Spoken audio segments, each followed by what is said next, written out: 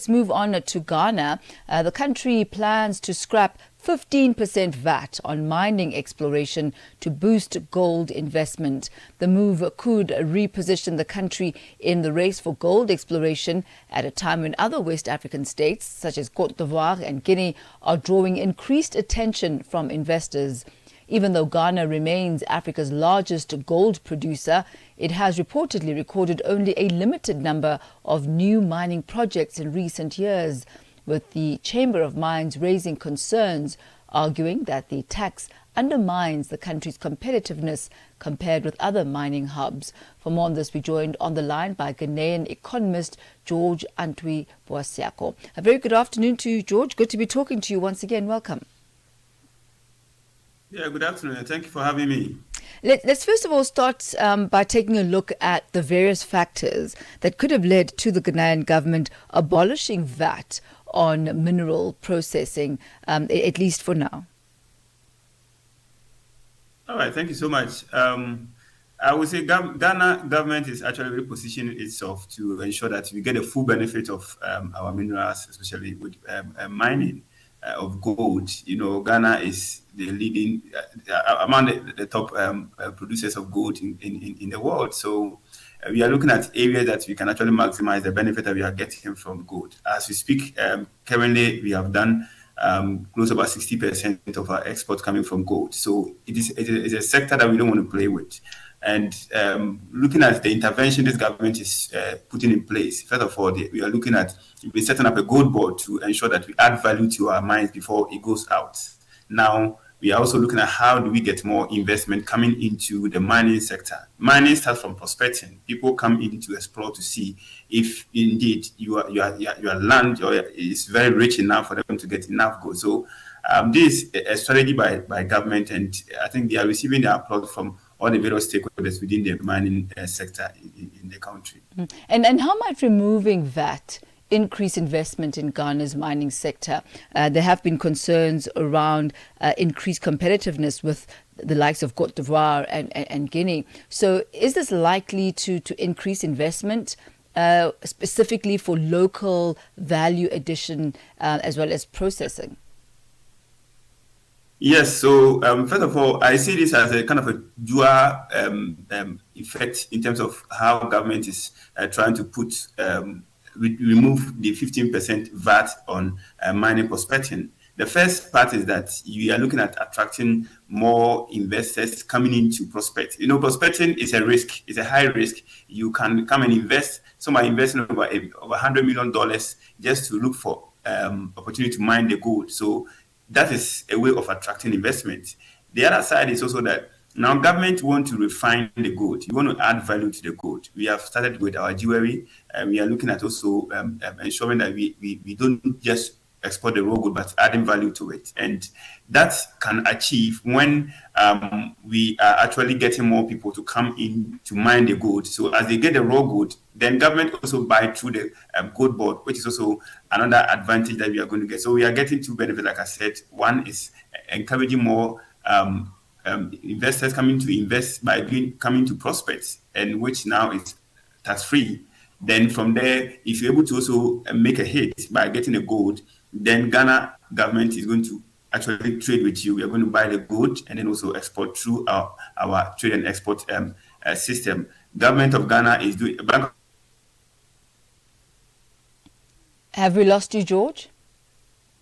Sounds like we have. That's George Antwi-Boasiako. We'll try and get him back as well as we conclude our conversation. Ghana wanting to make itself more competitive in the gold and mining area by abolishing VAT, 15% VAT being abolished for mining, specifically for the prospecting. George, I believe we've got you back on the line. You were still talking about the competitiveness. George, are you with us? Doesn't look like it. All right, we'll leave that conversation there. That was Ghanaian economist George Antwi-Boasiako. George, are you with us? Yes, I'm with you. Okay, lovely. I hear you now. Please do go ahead. You were still talking to us about the competitiveness that this VAT will have on the local value addition as well as processing.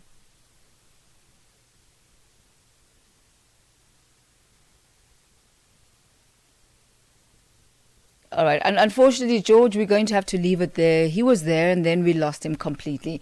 But that's George Antwi-Boasiako, a Ghanaian economist. One question that I really did want to ask him, though, is whether this is going to ensure that the benefits of this VAT abolition are actually going to be distributed locally and experienced by local mining communities. Yes, it's all good and well to have the country be competitive and to be able to compete against the likes of Côte d'Ivoire and Guinea, but will there be reinvestment back into those mining towns, back into those mining communities? It's gone exactly 4:28. This weekend, South Africa will host the G20 summit at the Nasrec Expo Center near Soweto. And Channel Africa will be right there to bring you live updates, interviews, and real-time insights from the main venue. And so, our regular lineup will be adjusted just a little bit for this weekend to accommodate the G20. On Saturday, the 22nd of November, the Oasis will broadcast for 2 hours. Out and About takes a break for a full look at the G20. After Africa at Play, our news and current affairs team will bring you special live broadcasts in 5 different languages directly from Nasrec. And normal programming will resume at 8 p.m. Central African Time. And then on Sunday, the 23rd of November, the Oasis will also broadcast for 2 hours. Tech Africa steps aside for our news and current affairs teams to bring you special live broadcasts in 5 different languages. Then, Planting the Seed resumes from 1 p.m. till 2 p.m. Central African Time. Channel Africa, your window to the continent, connecting you to the world in an African perspective. Get Channel Africa on DSTV Audio Bouquet. Channel 802. So let's wrap up our conversation now with George as we wrap up the Zambia, or rather the scrapping of the 15% VAT in Ghana.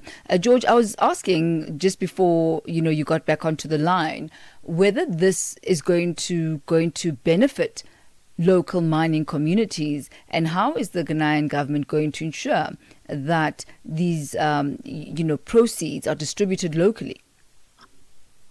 Yeah, all right. Thank you very much. I think that is also another side of the conversation that maybe the government will have to also come to show us their plan. But I'm sure, looking at the posture of this government, I think they appear to be more social oriented in their approach to doing things. So I believe that those aspects of any engagement negotiation will have to come up strongly, so that the communities within the mining enclaves will not suffer, because we have been in this mining for over 100 years, and some of the time you go to those communities and you don't like what you see, because you actually do not see proceeds translating to the life of the people. So I believe as a country, we continue to expand our mining prospects. It means that we also look at the social aspect of this, the environmental and social impact on the people. And I believe this is something that is on the table.